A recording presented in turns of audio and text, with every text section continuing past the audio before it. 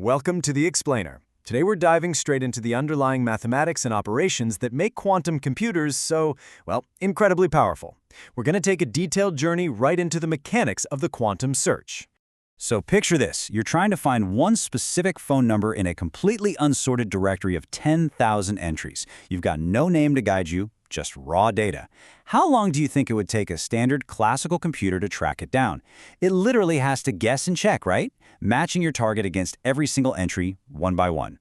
Because a classical computer has to check them one at a time, it's going to average about 5,000 tries before it finally stumbles upon the right match. Sometimes a bit fewer, sometimes way more. But on average, half the data set. But a quantum computer using Grover's algorithm, it can find that exact same phone number in just 100 tries. I mean, that is an absolutely staggering leap in efficiency, and it's exactly the mystery we're going to reverse engineer in this explainer today. To understand how that kind of speedup is physically possible, we need to build our foundations. We'll start with qubits and basis states, move on through the quantum gate engine, explore Pauli and Hadamard gates, and finally, arrive at the quantum search advantage. Section 1. Qubits and basis states, the foundation. Right, before we run a quantum search, we have to understand the system's foundational language. You know how in classical computing we have bits? Well, in quantum, we have basis states. Notice how single qubits combine through tensor products to create these exponentially larger states. A 1-qubit system has your basic 0 and 1 states. Step up to a 2-qubit system, and they combine to get 0, 0, 0, 1, 1, 0, and 1, 1. That's a decimal range of 0 to 3. Basically, every single time you add a qubit, your computational space literally doubles. Now here's the really crucial point. If you take all these basis states, whether we're talking about a 2-qubit or a 3-qubit system, and you arrange them physically as column vectors in linear algebra, you will always get a perfect diagonal identity matrix. This is essentially the mathematical blank canvas of our quantum system. It's the exact starting point from which all of our quantum calculations are going to begin. Section 2. The quantum gate engine operators. So, now that we have our blank canvas, how do we actually manipulate it? Classical computers use basic logic gates, but quantum computers use something far more robust: unitary operators. These guys follow a very strict set of mathematical rules. For instance, multiplying an operator by its dagger, which is just a fancy way of saying its inverse, returns the system right back to its original identity state. Their determinant is always 1. And their columns satisfy orthonormal conditions. To put it simply, quantum operations are perfectly mathematically reversible, and they never, ever lose information. Section 3. Flipping with Pauli gates, the familiar. To see this in action, let's look at the quantum equivalent of something from standard digital electronics, the Pauli X gate. It acts precisely as a quantum NOT gate. Mathematically, it just flips a 0 state to a 1 state using outer product operators. It's this highly elegant matrix multiplication that perfectly inverts the qubit's value.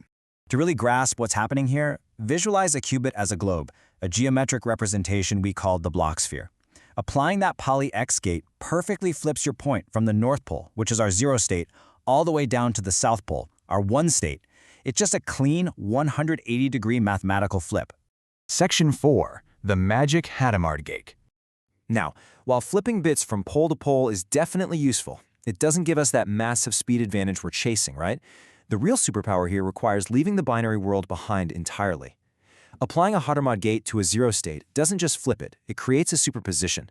It acts as a linear combination of the x and z planes, meaning the qubit is now holding multiple possibilities at exactly the same time. And honestly, here is where the math gets truly mind-bending. When you feed multiple 0 inputs into multiple Hadamard gates, you instantly generate this massive superposition array.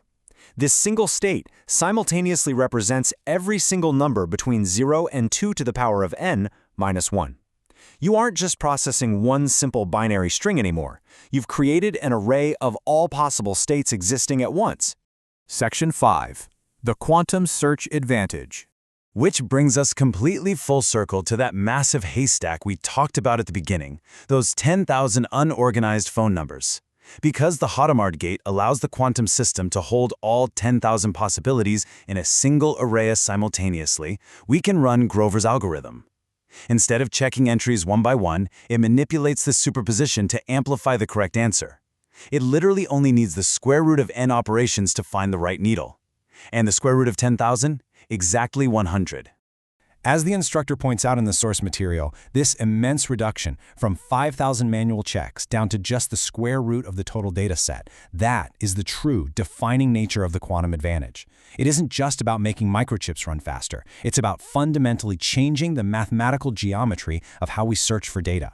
Which leaves us with a pretty thrilling thought.